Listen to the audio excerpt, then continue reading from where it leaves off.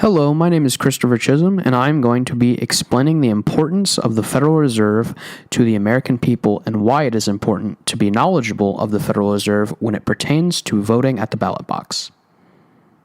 When thinking of money, you probably think the United States government produces and regulates the dollar. Surprisingly, that is not the case.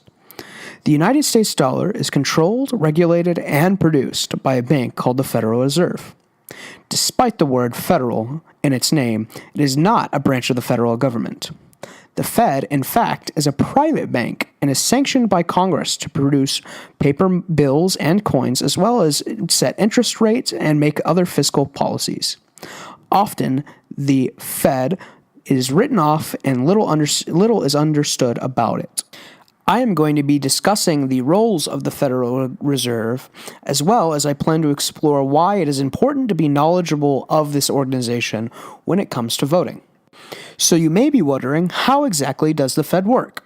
Well, the Fed is a conglomerate of banks divided up into 12 banking districts across the United States, with a bank at the head of each district. Each one of the 12 banks has a voice on a board. New York is the head of the board, which sets American fiscal policy and is controlled by non-elected bureaucrats appointed by the U.S. president. Jerome Powell is currently the chairman of the board of the Fed, and he was put into that position by President Donald J. Trump. One of the major purposes of the Fed is to back banks in times of economic downturn. Banks can also make loans and borrow from the Fed. Another key aspect of the Fed is to regulate banks. Under President Donald Trump, the Fed recently relaxed banking regulations and burdens with banks who have assets of $250 billion or more. This is an example of how the bank can regulate other banks. Another key element to the Fed is setting foreign exchange rates and giving proper value to government currencies as it pertains to the U.S. dollar. This makes it important when working with other countries and deciding the value of a nation's currency. The Fed was granted the primary responsibility of examining U.S. operations of foreign banks, and the Fed generally examines foreign bank branches annually. This allows the Fed to essentially set the standard over how other foreign banks interact with the U.S., as the U.S. is the largest financial sector in the world, according to the Fed of New York.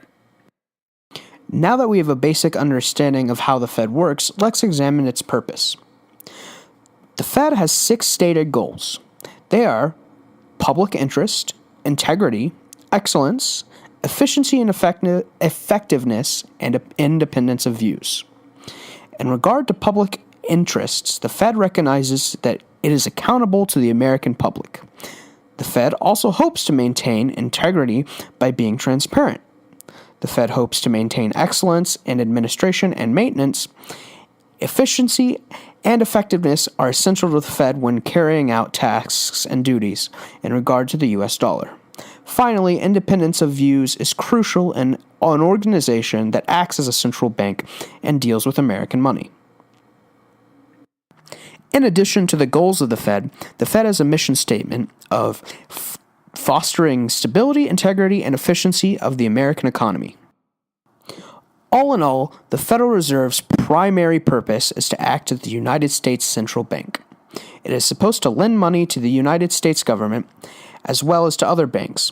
The Fed sets interest rates as well as works to curb inflation. The Fed will often raise interest rates to help stunt or grow the economy based off of how it is performing. If the economy is doing well, it will lower interest rates to encourage spending and grow the economy.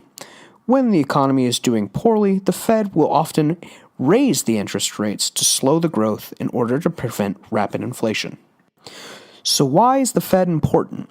Well, the Fed is important because it is the bank that is tasked with setting and regulating the United States government's money.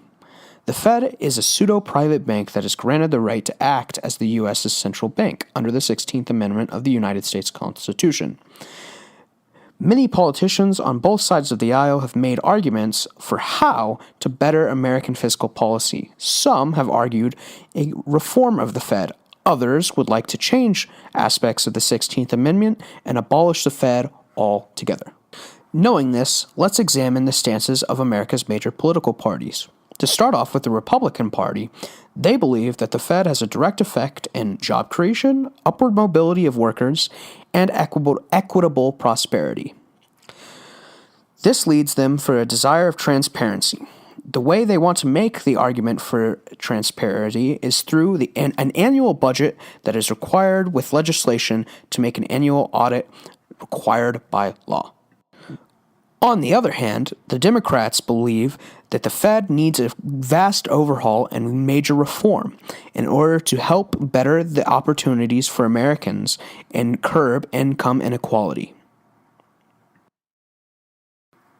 In conclusion, the Federal Reserve is a bank that is elected by the people of Congress to have given the right to regulate the American dollar. It is our job as American citizens to be educated on how our money is controlled so we can be more informed in making decisions at the ballot box.